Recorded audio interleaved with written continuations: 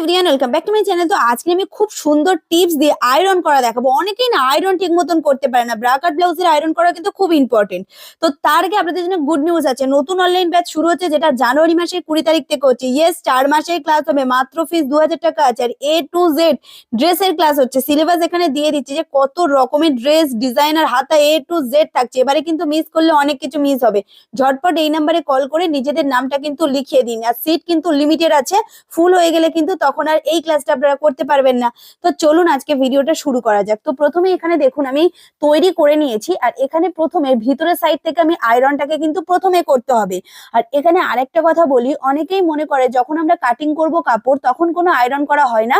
একদমই নয়, তখন কিন্তু অবশ্যই লাইলিন কাপড়, মেন কাপড় আয়রন করে নিয়েই কিন্তু কাজ করবেন। আর তৈরি হওয়ার পরে কিন্তু একবার আয়রন করেই কাস্টমারকে দিতে হবে, তবেই কিন্তু ফিনিশিং আসবে।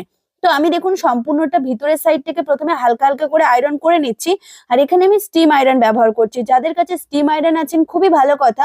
আর যাদের কাছে ড্রাই আয়রন আছে তারা কি করবেন, একটু একটু করে জল ছিটিয়ে দিয়ে আয়রন করবেন। জল ছিটিয়ে আয়রন করলে কি হবে, আয়রন কিন্তু খুব ভালো হয়। আর যাদের কাছে স্টিম আয়রন আছে তারা তো অবশ্যই স্টিম দিয়ে আয়রন করবেন। আর এইরকম একটা বালিশ কিন্তু বাড়িতে তৈরি করে রাখবেন।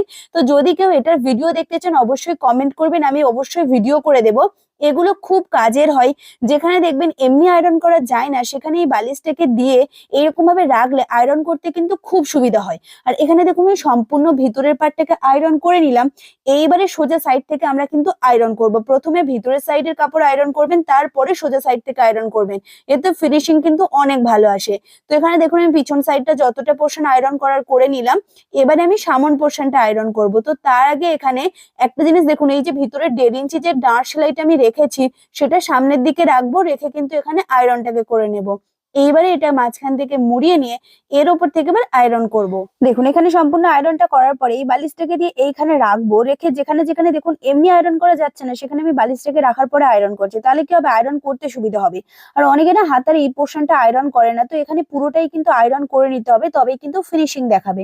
তো এই বালিশটা কিন্তু ভিতরে দিয়েই আয়রন করবেন, তাহলে হাতার ওখানেও আয়রন করতে খুব সুবিধা হবে।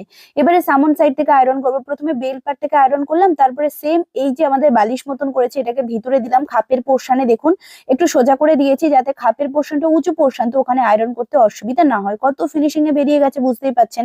তারপরে এবারে আমি এইটাকে রাখবো মিডিলে, রেখে রেখে এখান থেকে আয়রনটাকে করে নেব। তো অবশ্যই কিন্তু আপনারা এইভাবে আয়রন করেই কাস্টমারকে দেবেন। আর অবশ্যই খাপের পোর্শনের কাছে বারবার করে আয়রন করবে, তার কারণ অনেকেই বলে খাপের পোর্শনের কাছে নাকি সূচ হয়ে থাকে। যদি আপনি প্রপার আয়রন ঠিক মতন করে দেন তাহলে একদমই কিন্তু সূচ হবে না। তো সামনের সাইডেও দেখুন হাতার ভিতরে এইভাবে আমি দিয়ে দিলাম, দিয়ে এর উপর থেকে আয়রন করে নিচ্ছি। কত ফিনিশিং আয়রনটা হচ্ছে। আর এখানে আমি স্টিম আয়রনটা ব্যবহার করছি, আপনারা যে কোনো আয়রন ব্যবহার করুন, শুধু আয়রনটা ঠিক করে করবেন, তাহলেই কিন্তু ব্লাউজের আলাদাই একটা ফিনিশিং বেরোবে। তো এইভাবে আমি সম্পূর্ণটা করে নেব। এখানে সম্পূর্ণ চেপে আয়রন করব, তারপরে হাতাতে করে নেব। আর যারা যারা এখনো আমার অনলাইন ক্লাসে ভর্তি হননি, আপনারা অবশ্যই একবার হলেও ভর্তি হয়ে দেখুন।